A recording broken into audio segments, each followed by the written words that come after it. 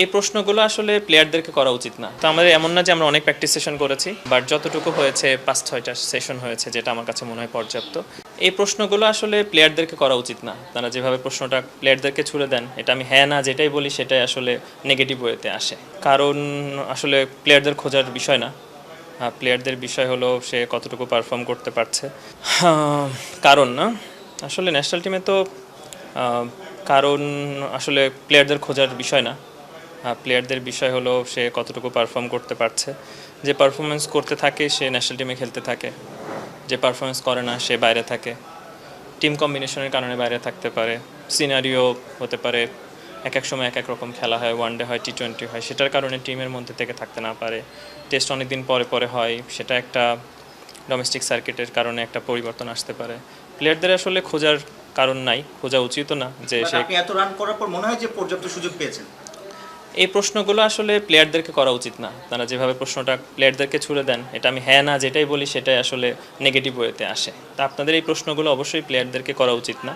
আসলে যারা এটা যে সিলেকশনে আছেন, যাদের মাধ্যমে আমরা ন্যাশনাল টিমে আসি বা যে ওয়েতে আসি, সেই ওয়েতে আসলে বলা উচিত। সেগুলো প্রশ্ন করাটা আমার মনে হয় না যে একটা প্লেয়ারের হ্যাঁ না কোনো অ্যান্সার থাকে। তা আমি এই ব্যাপারে আসলে অবগত না।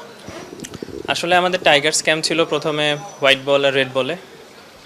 হোয়াইট বলটা ছিল ব্যাকআপ প্লেয়ার, যারা ওয়ার্ল্ড কাপে ইনজুর্ড হলে পারে আমরা প্লেয়ার কিছু যাব। সেখানে আমরা 1 মাস প্রায় হোয়াইট বলে প্র্যাকটিস করেছি। এরপরে এখানে আসার পরে প্রচুর পরিমাণে বৃষ্টি, আমাদের দেশের অবস্থান ভালো ছিল না, এরকম করে আমরা ম্যাক্সিমাম 4-5টা সেশন করতে পারছি। এর মধ্যে আসলে বিভিন্ন রকম ওয়েদার তো দেখছেন, আমরা টুডে ম্যাচে উইকেটটাও দেখেছি, ওয়েদারের কারণে উইকেটটা ওরকম শতভাগ প্রিপেয়ার্ড ছিল না। আবার আজকে খেলা শুরু হচ্ছে। তো আমাদের এমন না যে আমরা অনেক প্র্যাকটিস সেশন করেছি টেস্টে রেডি হওয়ার জন্য, বাট যতটুকু হয়েছে 5-6টা সেশন হয়েছে, যেটা আমার কাছে মনে হয় পর্যাপ্ত। এখন একটা ভালো 3-ডে ম্যাচ হচ্ছে, যেখানে ন্যাশনাল টিমের ম্যাক্সিমাম প্লেয়ার খেলছে। একটা ভালো দুইটা টিমের একটা ভালো কম্বিনেশন আছে, যাতে পেস বোলিং ইউনিট বলি, স্পিনিং ইউনিট বলি, সেই অনুযায়ী মনে হচ্ছে এই প্রস্তুতিমূলক ম্যাচটা তো অনেক আসলে হেল্প করবে যে কোনো প্লেয়ারদের জন্য। এই প্রশ্নগুলো আসলে প্লেয়ারদেরকে করা উচিত না। তারা যেভাবে প্রশ্নটা প্লেয়ারদেরকে ছুড়ে দেন, এটা আমি হ্যাঁ না যেটাই বলি সেটাই আসলে নেগেটিভ ওয়েতে আসে। কারণ আসলে প্লেয়ারদের খোঁজার বিষয় না, প্লেয়ারদের বিষয় হলো সে কতটুকু পারফর্ম করতে পারছে। কারণ না, আসলে ন্যাশনাল টিমে তো কারণ আসলে প্লেয়ারদের খোঁজার বিষয় না, প্লেয়ারদের বিষয় হলো সে কতটুকু পারফর্ম করতে পারছে। যে পারফরমেন্স করতে থাকে সে ন্যাশনাল টিমে খেলতে থাকে, যে পারফরমেন্স করে না সে বাইরে থাকে। টিম কম্বিনেশনের কারণে বাইরে থাকতে পারে, সিনারিও হতে পারে, এক এক সময় এক এক রকম খেলা হয়, ওয়ানডে হয়, টি-20 হয়, সেটার কারণে টিমের মধ্যে থেকে থাকতে না পারে।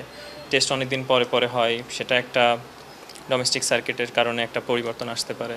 প্লেয়ারদের আসলে খোঁজার কারণ নাই, খোঁজা উচিতও না যে সে। আপনি এত রান করার পর মনে হয় যে পর্যাপ্ত সুযোগ পেয়েছেন? এই প্রশ্নগুলো আসলে প্লেয়ারদেরকে করা উচিত না। তারা যেভাবে প্রশ্নটা প্লেয়ারদেরকে ছুড়ে দেন, এটা আমি হ্যাঁ না যেটাই বলি সেটাই আসলে নেগেটিভ ওয়েতে আসে। তা আপনাদের এই প্রশ্নগুলো অবশ্যই প্লেয়ারদেরকে করা উচিত না।